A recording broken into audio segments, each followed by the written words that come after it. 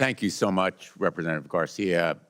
Working with you has been a great experience in partnership, and I am really gratified that we're going to continue our work, continue our investigation, continue our efforts to hold DHS accountable.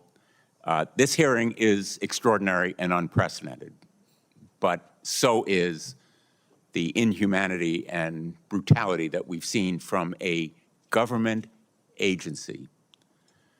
With us today are brave Americans who have come forward to speak truth to power. That phrase is overused, but truly it applies today. With us in spirit are also Renee Nicole Good and Alex Pretti, in spirit. They should be here in person, but they were murdered. They were murdered by their own government. They were killed in cold blood. And I can only imagine how painful it must be for you to see that image of your sister, which speaks to your courage, your guts, your grit and determination to be here. And you have won the admiration and gratitude of all of the colleagues here and many others and Americans throughout the country. The witnesses here bear the scars of government lawlessness and DHS brutality, mental scars as well as physical scars.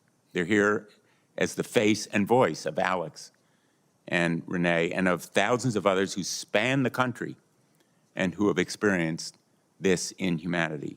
And let's be very clear.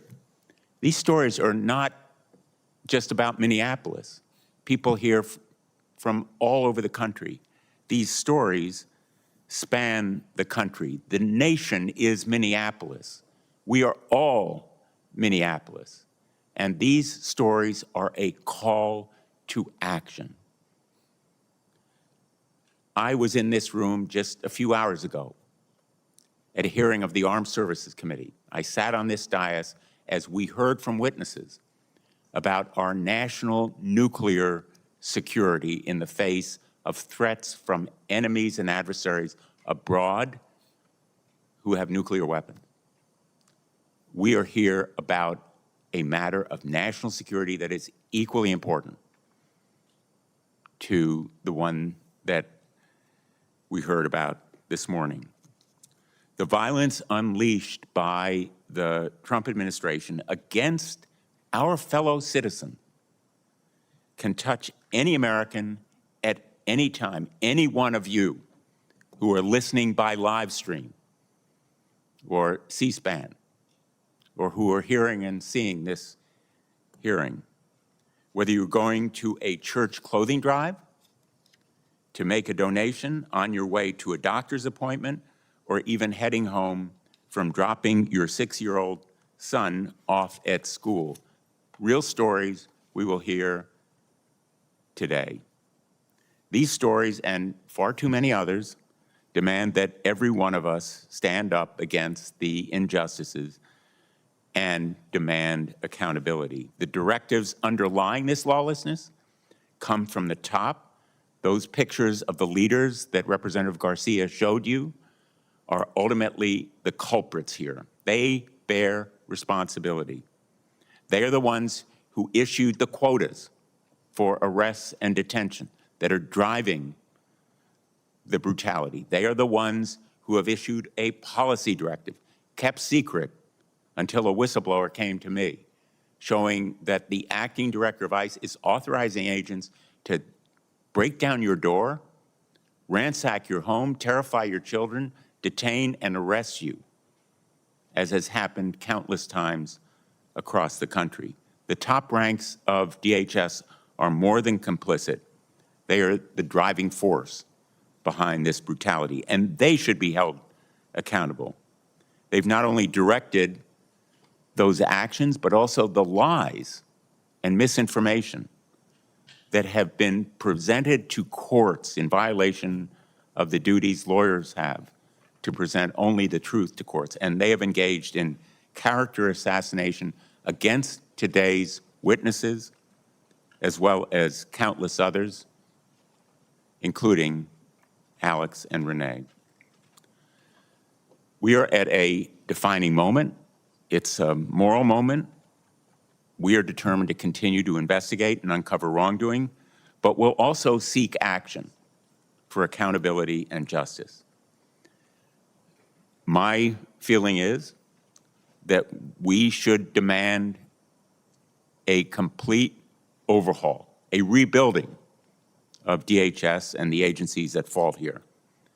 These reforms should include body cameras and identification on every officer, masks off at all times, rigorous use of force training and policies, independent investigations into acts of violence, and ongoing monitoring of these agents, a police force that has these kinds of systematic failings would be supervised by a monitor.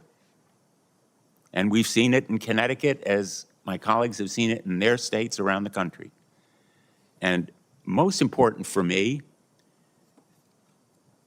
rights of citizens to seek redress, rights of anyone to have recourse in the courts to make sure that agents violating their rights are held accountable. If you go to your local police chief and ask, what are the norms? Every one of the demands that I've listed here is going to be recounted to you, including a right of action on the part of people to seek accountability. It can be done with 4 words. 4 words. In the current United States Code, 1983, all we need to do is add, when we say every person, under color of any statute, ordinance, regulation, custom, or usage of the United States, or any other state or territory. That basic responsibility ought to be the right of every citizen, because we know that rights without remedies are empty promises. If a local cop can be sued, so should an ICE agent or a CPB official. And so should Greg Bovino and Kristi Noem and Todd Lyons and Steve Miller, and yes, Donald Trump. There is a real need for a full accounting of what these agencies have done. Someday we should have a Truth and Justice Commission to investigate the systematic failings. But for right now, I can promise that I will not support another dime for the Department of Homeland Security unless there is this fundamental, far-reaching reform and restraint, in effect, a rebuilding of the agency. So Renee and Alex are not with us, but the silencing of their voices should strengthen our resolve to force change, to stand up for what's right, to show our neighbors, our communities, and the world that we won't let totalitarian tyranny prevail and fear crumble this great nation. One day, I think we will look back and hold ourselves accountable, whether we stood up and took stands. Luke Granger and Brett Granger are showing that courage and strength today.